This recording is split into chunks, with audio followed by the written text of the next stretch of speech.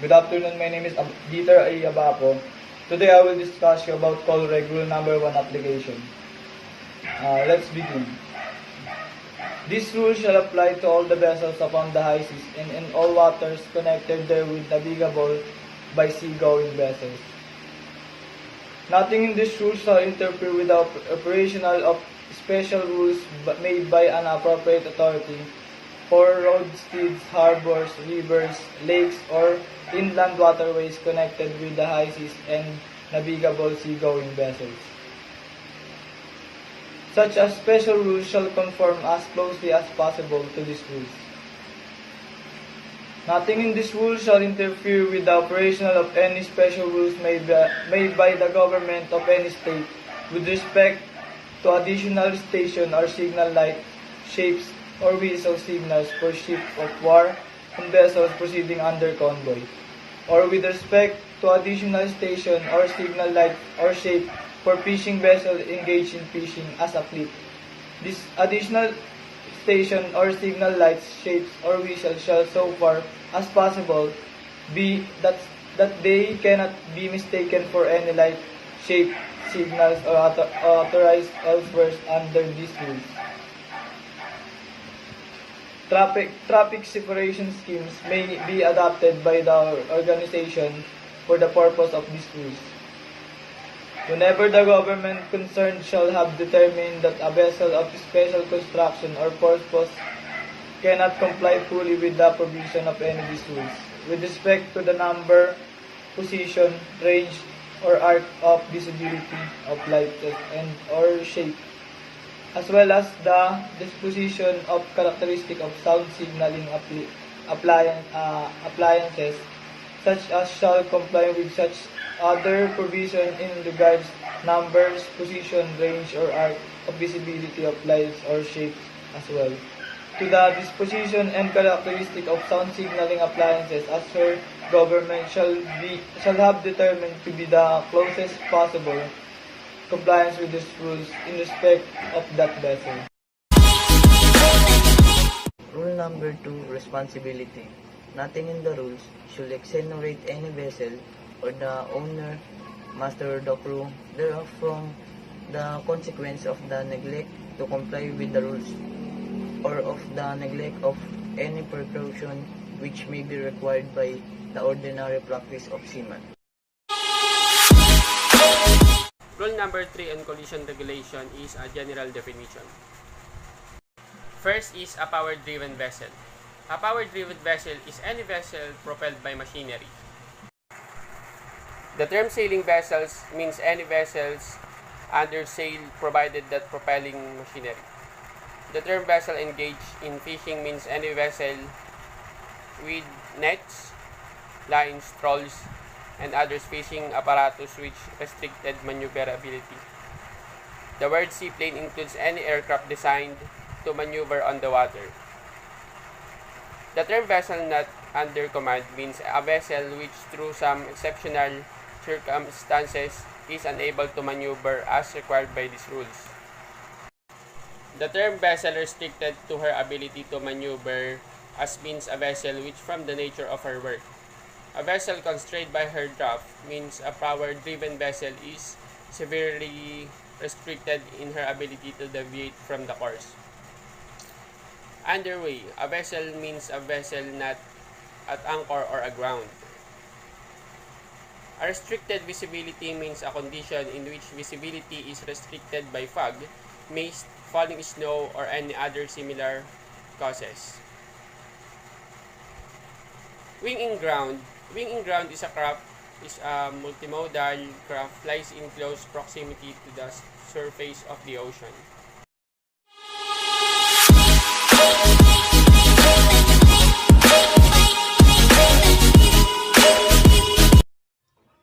Rule number 4. Rule 4, Part B, Steering and Sailing Rules. Rule for conduct of vessels in any condition of visibility. The rules in this section applies in any condition of visibility. In short meaning, it means in this section, rule number 4, 5, 6, 7, 8, 9, and 10 are applicable in any condition of visibility, even in sight of one another, or not. These rules are applicable. Hi there, I'm Joshua. So, International Regulation for Preventing Collisions at Sea 1976. Part B, Steering and Sailing Rules. Section 1, Conduct of Vessel in any condition of visibility. Rule 5, Lookout. As per call regs, every vessel shall at all times maintain a proper lookout by sight and hearing, as well as by all available means appropriate in the prevailing circumstances and conditions, so as to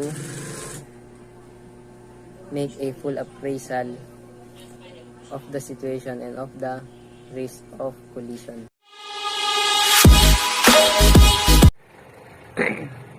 In determining a safe speed, the following factors shall be among those taken into account. A. By all vessels. First, the state of visibility. Second,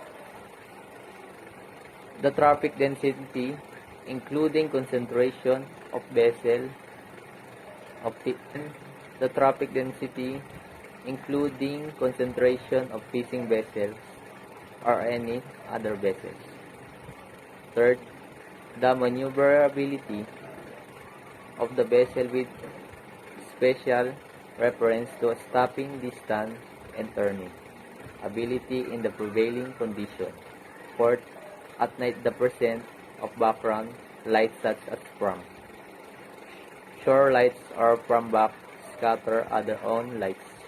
Fifth, the state of wind, sea and current, and the proximity of navigational hazards. Last, the drought in relation to the available depth of water. B. Additionally, by vessel with operational radar. First, the characteristic, efficiency, and limitation of the radar equipment.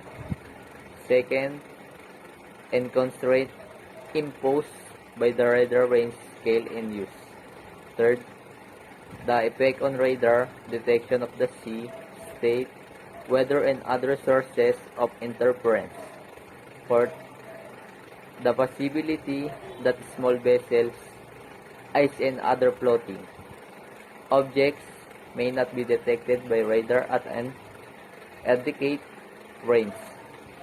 And lastly, the number, location, and movement of vessels detected by radar, the more exact assessment of the visibility that may be possible when radar is used. The third, to determine the range of vessels or other objects in the vicinity.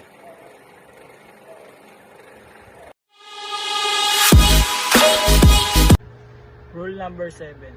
Risk of collision. Every vessel should use available means appropriate to the prevailing circumstance. A read condition to determine if risk collision exists. If there's any doubt, such risk should be deemed to exist.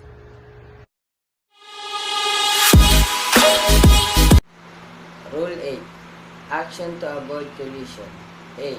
Any action taken to avoid collision shall be taken in accordance with the rules of this part and shall, if the circumstances of the case admit, be positive, made in ample time, and with due regard to the observance of good seamanship.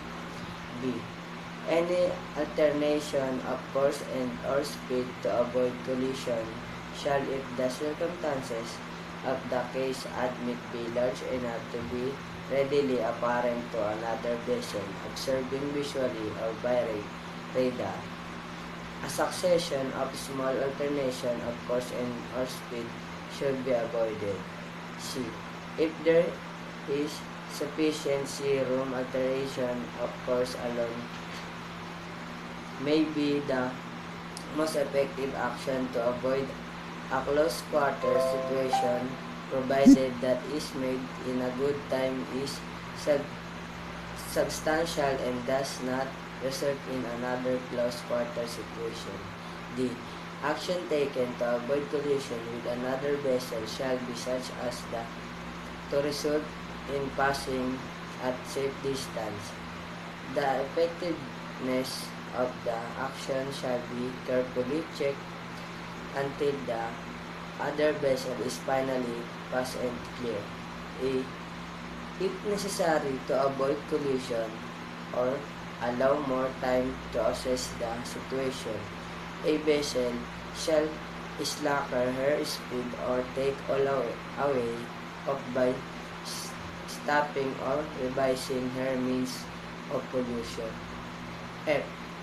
A vessel which by any of these rules is required not to impede the passage or safe passage of another vessel shall, when required by the circumstances of the case, take early action to allow sufficient room for the safe passage of the other vessel.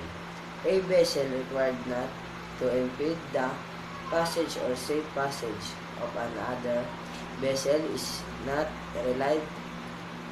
relieved of this obligation of approaching the other vessel so as to involve risk of collision and shall, when taking action, have full regard to the action which may be required by the rules of this part. A vessel, the passengers, which is not to be impeded, remains fully obliged to comply with the rules of this part when the two vessels are approaching one another so as to involve risk of collision. Narrow channel. Rule number 9. A vessel proceeding along the course of a narrow channel or fairway should keep as near to the outer limit of the channel or fairway which lies on her starboard side as is safe and practicable. A vessel of less than 20 meters in length of sailing vessel should not impede the passage of a vessel which can safely navigate only within a narrow channel or fairway. A vessel engaged in fishing should not impede the passage of any vessel navigating within a narrow channel or fairway. A vessel shall not cross a narrow channel or fairway if such crossing impedes the passage of a vessel which can safely navigate only within such channels or fairway. The latter vessel may use the sound signal prescribed in Rule number 34, in doubt as to the intention of the crossing vessel.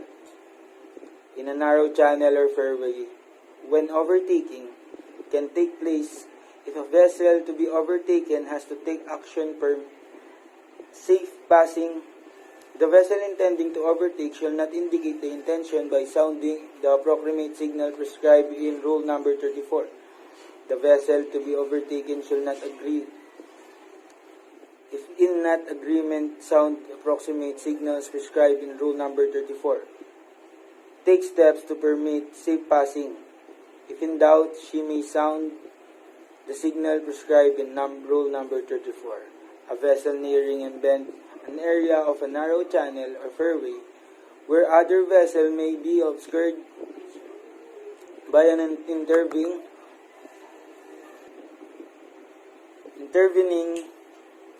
obstruction shall navigate with a particular alertness and caution and shall sound the approximate signal prescribed in Rule number 34.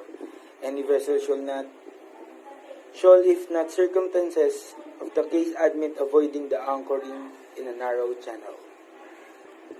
The Rule number 34, maneuvering and warning signals. When a vessels are in sight, Traffic separation scheme. Traffic separation scheme. Ship must cross traffic lanes steering across as nearly as practicable.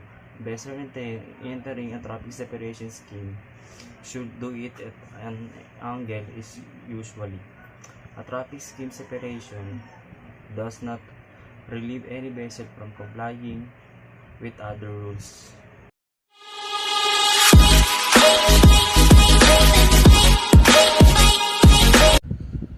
Rule 11. Application. Rules in this section apply to all vessels inside of one another.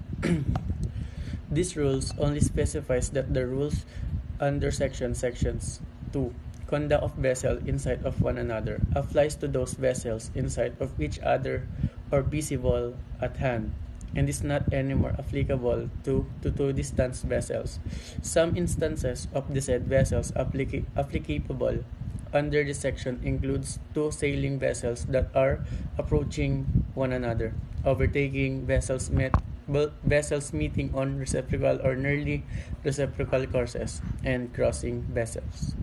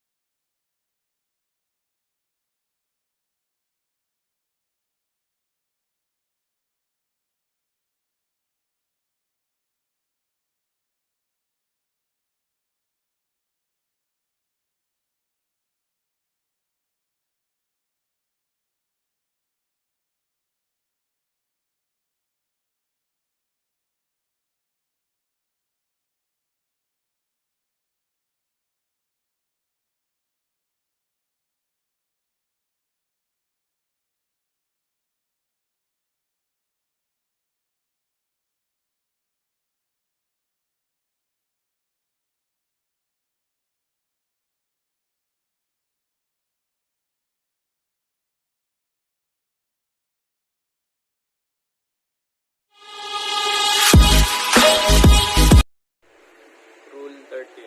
Overtaking. If a vessel overtaking another vessel, we shall do it safe distance from this vessel.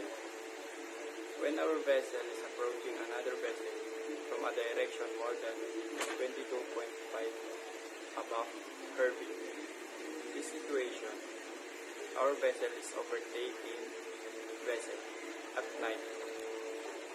We can see only stern light but no side lights of the overtaking vessel. If we are not sure that we are overtaking vessel, we must consider that we are act according. When overtaking, we must keep clear the overtaken vessel. Thank you. Rule 14, head-on situation. When a two reciprocal power-driven vessels are meeting on reciprocal or nearly reciprocal courses so as to involve risk of collision, each shall alter her course to starboard so that each shall pass on the port side of the other.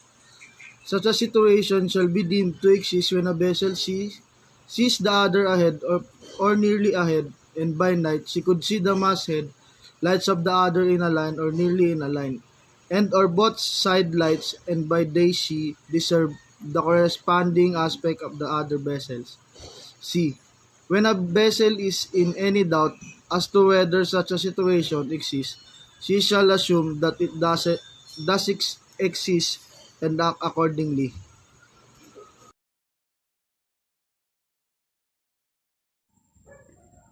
Rule 15. Crossing situation. When the two power-driven vessels are crossing so as to involve risk of collision, the vessel which has the other on her own starboard side shall keep out the way and shall, if the circumstance of the case admit, avoid crossing ahead of the other vessel.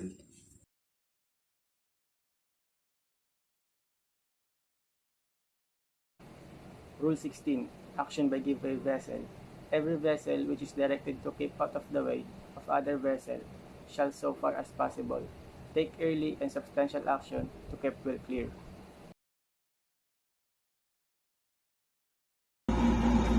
Rule 17. Action by stand-on vessel. I. Whereof two vessels is to keep out of the way, the other shall keep her course and speed. 2. The latter vessels may however take actions to avoid collision by her maneuver alone, as soon as it becomes apparent to her that the vessels required to keep out of the way is not taking appropriate action is compliance with these rules. B. When from any cause the vessels required to keep her course and speed find herself so close, the collisions cannot be avoided by the action of the give-way vessels alone. She shall take such action as will best aid to avoid collision. C. A power-driven vessels which takes action in a crossing situation in accordance with subparagraph of these rules to avoid collision with another power-driven vessel shall, if the vessel of her own port side. D. These rules does not relieve the give-way vessels of her obligations to keep out of the way.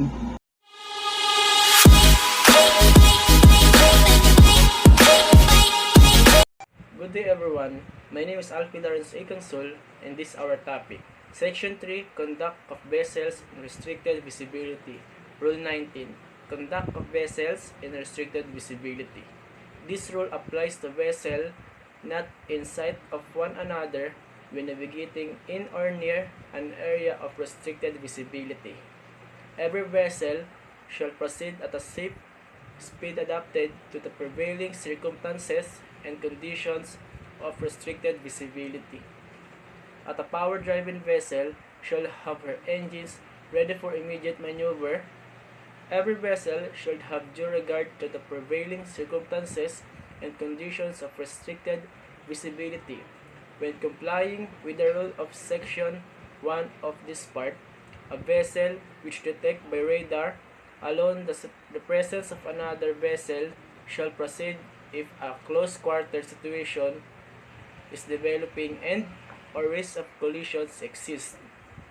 If so, she shall take avoiding action in ample time, provided that when such an action consists of an alteration of course, so far as possible the following shall be avoided: an alteration of course to port for a vessel forward of the beam, other than for a vessel being overtaken, in an alteration of course toward a vessel, a beam or above the beam, except where it has been determined that a risk of collision does not exist. Every vessel which here apparently forward of her beam, the fog signal of another vessel, or which cannot avoid a close quarter situation with another vessel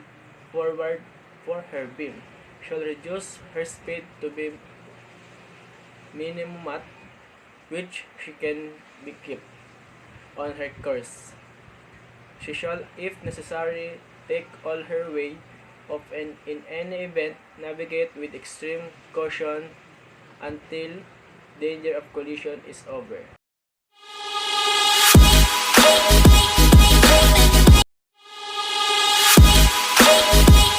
Rule 27. Vessels not under command or restricted in their ability to maneuver. Paragraph A. A vessel not under command shall exhibit. Paragraph 1. Two all-round red lights in a vertical line where they can best be seen. Paragraph 2. Two balls or similar shapes in a vertical line where they can best be seen. Paragraph 3. When making way through the water, in addition to the lights prescribed in this paragraph, side lights and the stern light. So, if we take a look at this vessel here, we can say that they are going to have to show those two red lights in a vertical line where they can best be seen. In the daytime, that will correspond with two balls in vertical line where they can best be seen. And then, if the vessel is making way through the water, side lights and a stern light. Rule 27, Paragraph B. A vessel restricted in her ability to maneuver except a vessel engaged in mine clearance operation shall exhibit. Paragraph 1.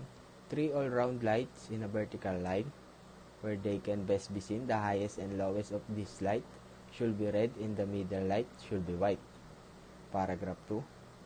3 shapes in a vertical line where they can best be seen, the highest and lowest of the shapes should be balls and the middle one a diamond. Paragraph 3. When making way through the water, a masthead light or light side lights and a stern lights, in addition to the lights prescribed in subparagraph 1. Paragraph 4. When at an anchor, in addition to the lights or shapes prescribed in subparagraph 1 and 2, the light or shape prescribed in Rule 30. So, if we take a look at this vessel, we can see that they are just going to have that vertical red, white, red in a vertical line. Where they can best be seen does not say exactly where, just where they can best be seen. And by that's going to be the same as a ball, a diamond, a ball, when making way through the water. You are going to have to add on a masthead light or lights if you are greater than 50 meters side lights and a stern lights. Rule 27, paragraph C. A power-driven vessel engaged in a towing operation such as severely restricts the towing vessel and her tow in their ability to deviate from their course shall, in addition to the lights or shapes prescribed in Rule 24, paragraph A, exhibit the lights or shapes prescribed in subparagraphs B, 1 and 2 of this rule. These are the lights for a towing vessel. You need to exhibit the lights or shapes prescribed in paragraph B, which is the red, white, red, or the ball diamond. Ball, so only if you severely restricted do you put up your restricted inability to maneuver light. Rule 27, paragraph D.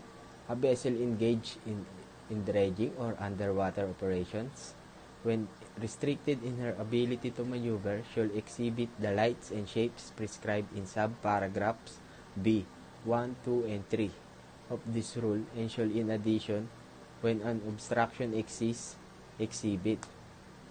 Paragraph 1. 2 all-round red lights or 2 balls in a vertical line to indicate the side on which the obstruction exists. Paragraph 2. 2 all-round green lights or 2 diamonds in a vertical line to indicate the side on which another vessel may pass. Paragraph 3. When at an anchor, the lights or shape prescribed in this paragraph instead of the lights or shape prescribed in Rule 30. So, if we take a look at this vessel now, we are just going to pull it straight in and add on the red, white, red, which we have already talked about now. On the side on which the obstruction exists, we are going to need 2 red lights in a vertical line. And by day, that's going to correspond with 2 balls in a vertical line. On the other side, the side on which is safe to pass, you need those 2 green lights in a vertical line, and that going to correspond to 2 diamonds in a vertical line. Rule 27, paragraph B. Whenever the size of a vessel in diving operation makes it impracticable to exhibit lights and shape prescribed in paragraph D of this rule, the following shall be exhibited. Paragraph 1. 3 all-round lights in a vertical line where they can best be seen. The highest and lowest of these lights shall be red, and the middle light shall be white. Paragraph 2. A rigid replica of the International Code Flag A, not less than 1 meter in height, measures shall be taken to ensure its all-round visibility. So, they have to still got to show that red, white, red, and in addition, you need the rigid replica of the International Code Flag Alpha, at least 1 meter in height, need to make measures to make sure you can see it all around. Rule 27, paragraph F. A vessel engaged in mine clearance operations should, in addition to the lights prescribed for a power-driven vessel in Rule 23, or 2. The lights or shape prescribed for a vessel at anchor in Rule 30. As appropriate, exhibit 3 all-round green lights or 3 balls. One of these lights or shapes be exhibited near the foremast head and one at each end of the foreyard. These lights or shape indicate that it is dangerous for another vessel to approach within 1,000 meters of the mine clearance vessel. So, if we take a look at this, that's simply going to be these 3 green lights arranged in this pattern of the foremast head and one at each end of the foreyard. Rule 27, paragraph G. Vessels of less than 12 meters in length except those engaged in diving operations should not be required to exhibit the lights and shapes prescribed in this rule. And paragraph G, vessels less than 12 meters in length except you are engaged in diving. So we just talk about those they should not be required to exhibit the lights and shape prescribed in this rule. If you're 12 meters, you don't need to show lights and shape or not under command or restricted inability to maneuver unless you have got a divers down. Rule 27, paragraph H. The signals prescribed in this rule are not signals of vessels in distress and requiring assistance. Such as signals are contained in Annex 4 to these regulations. Paragraph H then says the signals prescribed in this rule not signals for vessels in requiring assistance. Those signals are all contained in Annex 4, and that bring us to the end of the Rule 27.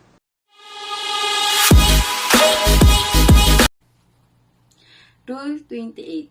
Vessel constrained by her draught. Vessel constrained by her draught may, in addition to lights prescribed for power-driven vessels in Rule 23, exhibit where they can best be seen 3 all-round red lights in a vertical line or a cylinder.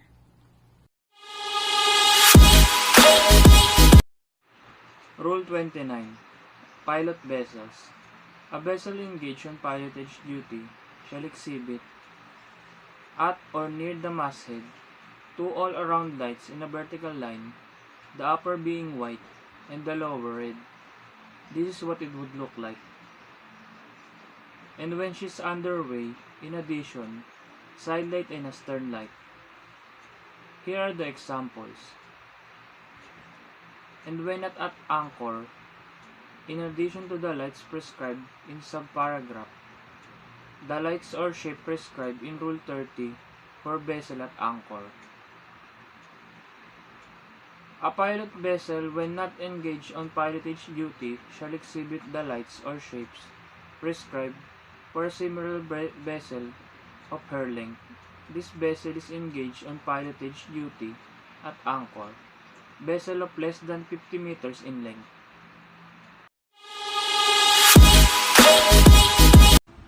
Good evening guys, I am here to explain or discuss the Rule 30 about anchored vessel and vessel aground.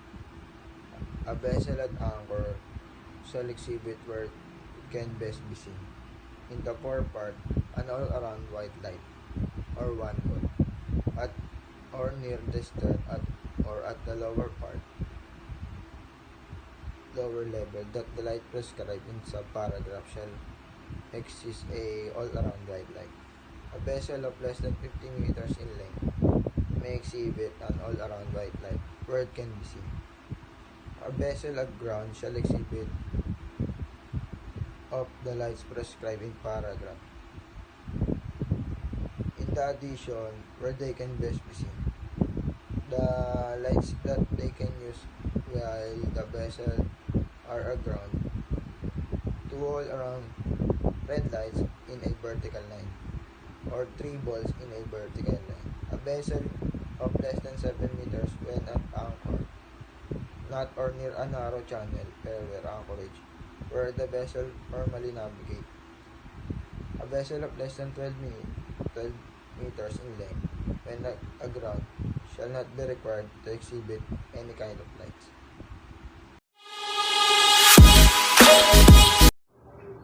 Light and shapes. Rule 31 seaplanes.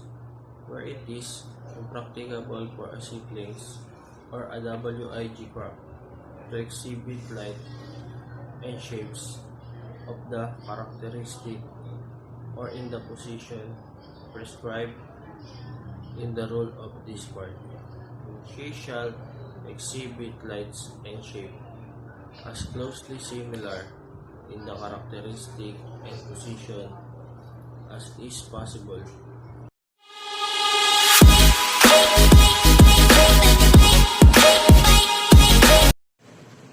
Part D. Sound and light signals. Rule number 32. Definitions. The word whistle means any sound signaling appliance capable of producing the prescribed blast and which complies with the specification in Annex 3 to those regulations. The term short blast means a blast of about 1 second's duration. The term prolonged blast means a blast of from 4 to 6 seconds duration.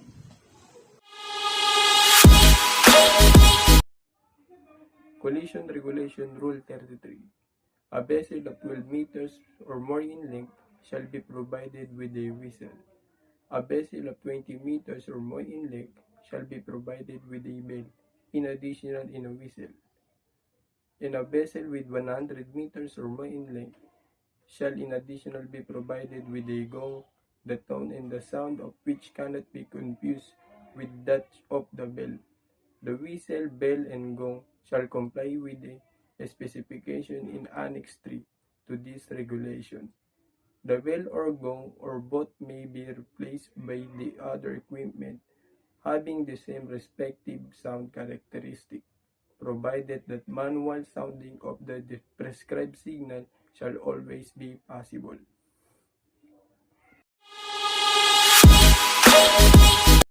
Rule 34. Maneuvering and warning signal. A. When vessels are in sight one of another power-driven vessel underway while maneuvering as authorized required by these rules, shall indicate the maneuver by the following signal on whistle. 1 short blast. It means I am alternating my course of starboard. 2. To show blast, what I mean I am alternating course to port. 3.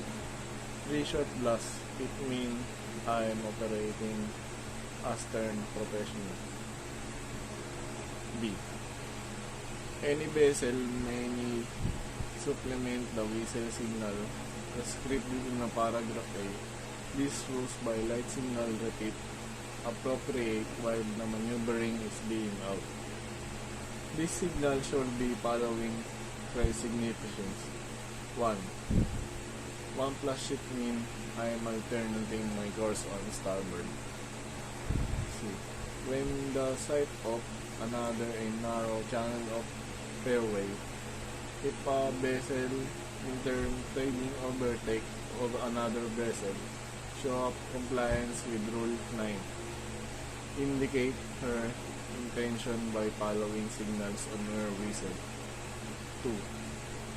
Probabilize fly follow 1 short blast. It means intended to overtake on your starboard side. When vessel in sight of one another approaching vessel, each inform and cause vessel pulls to understand the intention of action of the other, or is that whenever significant action is being taken by other to avoid collision. If the vessel in dog shall immediately indicate, such that giving at least short and rapid blast or whistle. Such may signal supplement by light signal by following the rules. E.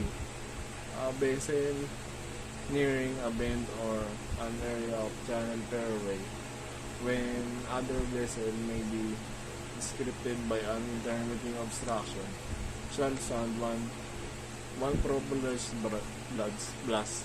Such signal shall be answered with propeller's blast and any approaching vessel that may be with peering around the bend or behind the interrupting obstruction.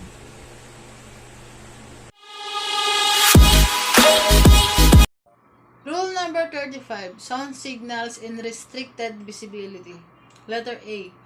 A power-driven vessel making way through the water shall not dot sounds at interval more than 2 minutes or one prolonged blast. Letter B. A power-driven vessel underway but stopped and making no way through the water shall sound the interval not more than 2 minutes and 2 prolonged blast succession with interval 2 seconds between them. A vessel not under command or a vessel restricted in their ability to maneuver, the vessel constrained by head draw, and the vessel engaged of towing and pushing is used another vessel that sounds at interval of not more than 2 minutes and 3 blasts in succession, namely 1 prolonged blast and followed by 2 short blasts. Letter D. A vessel tow or one more than one vessel distow the last vessel of tow, if manned, shall at interval not more than 2 minutes sounds and therefore blast in succession, namely the 1 prolonged follow and 1 3 short blast. This the signal shall be made immediately after the signal that made by the towing vessel.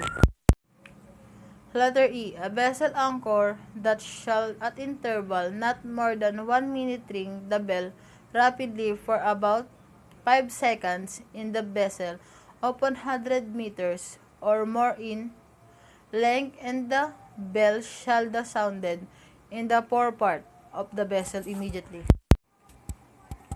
Letter F. After the ringing of the bell, the gong shall be sounded rapidly for about 5 seconds. In the after part of vessel, the anchor may in addition the sounds 3 blasts in succession, namely the 1 short and 1 prolonged and 1 short blast, to give warning of her position and other possibility of collision to approaching the vessel. Letter G. A vessel of 12 meters or more than less than 20 meters, the length shall not be obliged with give the bell signals prescribed.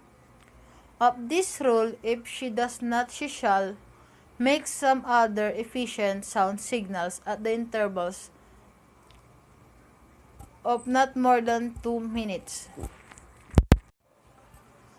A vessel of less than 12 meters length shall not be obliged to give the above-mentioned signals, but does not shall some other efficient sound signals that interval more than 2 minutes. Letter J. A pilot vessel, when engaged on pilotage duty, may in addition to the signal of these rules sounds of identity signals consisting of 4 short blasts. Good day, this is Cadet Johnson Tulok, and for today's video, I'm going to discuss about rule number 38, exemptions. Any vessels or class of vessels provided that she complies with the requirements of the international regulations for preventing collision at sea. 5.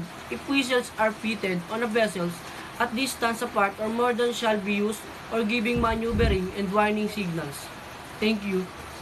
1960. The keel of which is lead or which is at corresponding stage of construction before the entry into force of this regulation may be exempted from compliance therewith as follows. 1. The installation of lights with ranges prescribed in rule number 22 until 4 years after the date of entry into the force of these regulations. 2. The installation of lights with color specifications as prescribed section 7 of Annex 1. 3. Repositioning of lights as a result of conversion from imperial to metric units and rounding of measurement figures permanent exemptions.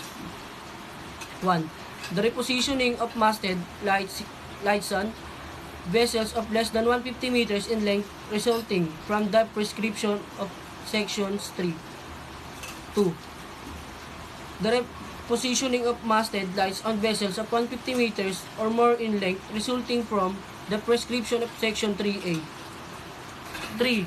When vessels in sight of one another are approaching each other and from any cause, either vessels falls into understand inventions or actions, the either or is whether taken by other avoid the collision. 4. A vessel is nearing a bend or an area of channel or fairway where other vessels may be obscured by an intervening obstruction shall sound one prolonged blast.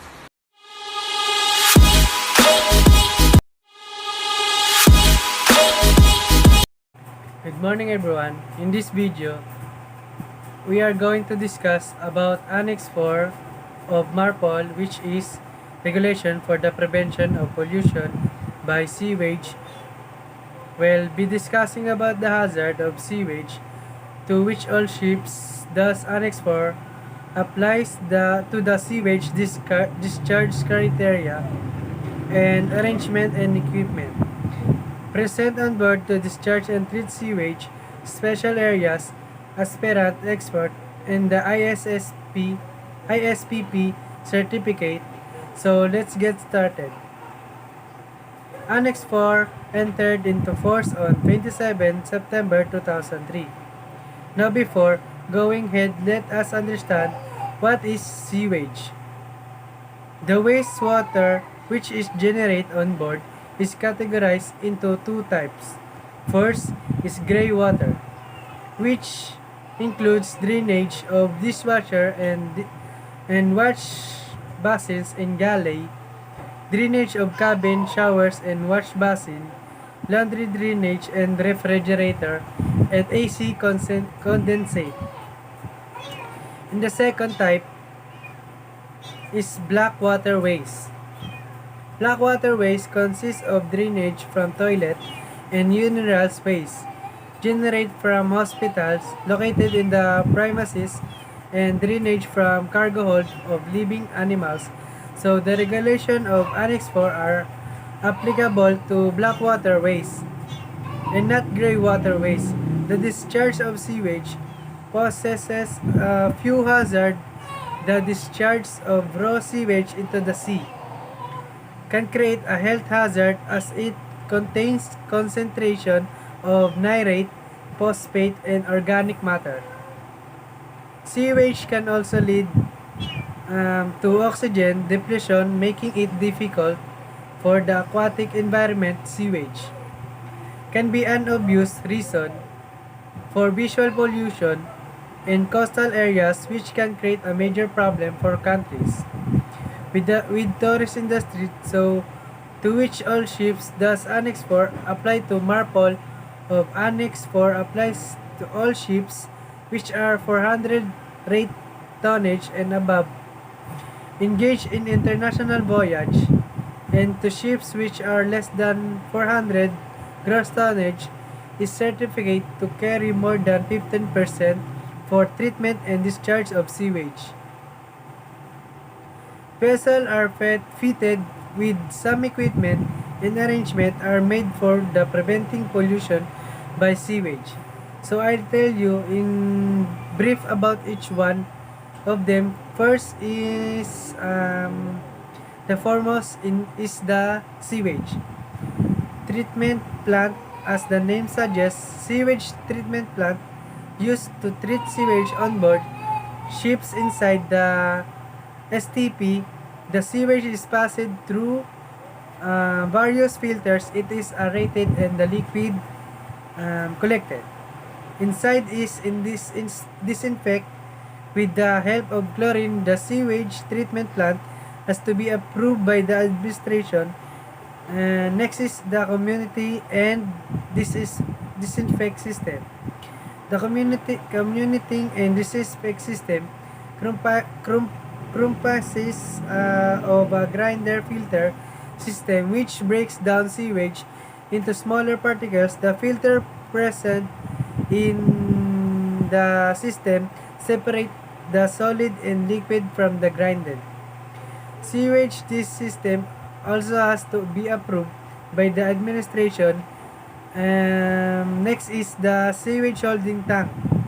A sewage holding tank is usually fitted on ships irrespective of the treatment equipment available on board. The capacity of this tank is determined by the operation of the ships in voyage and the number of persons on board. Now we are going to discuss about the discharge criteria for sewage. Discharge of sewage is based upon how far the vessel is from the nearest land. When the vessel is within 3 nautical miles of nearest land, discharge of sewage is only allowed when it is properly treated in an approved sewage treatment plant. When the vessel is within 3 to 12 nautical miles from the nearest land, discharge of sewage is accepted when it is treated through an approved community disinfection system or by the sewage treatment plant, and when the vessel is more than 12 nautical miles from nearest land, it is allowed to discharge untreated sewage into the sea,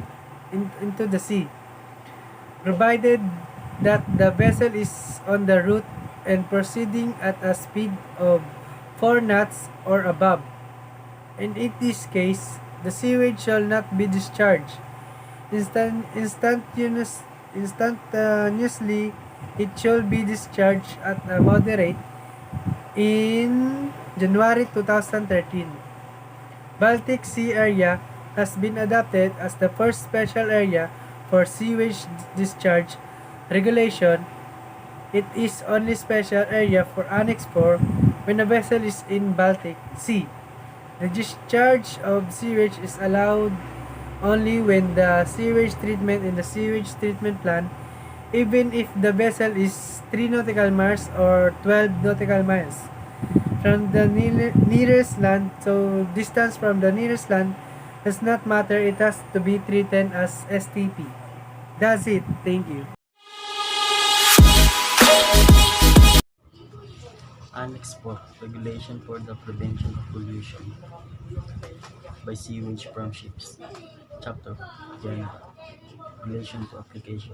The provision of this annex shall apply to the following ship engaged in international voyage: new ships of 400 gross tonnage and above, and new ships of less than 400 gross tonnage,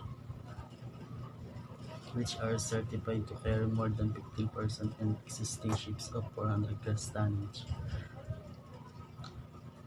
and above 5 years after the date of entry into force of this annex, and existing ships of less than 400 gross tonnage which are certified to carry more than 15 persons 5 years after the date of entry into force of this annex. The administration shall ensure that existing ships, according to subparagraphs 1.3 and 1.4 of this regulation, the keels of which are laid or which are of similar stage of construction before October 2, 1983, should be equipped as far as practicable to discharge sewage.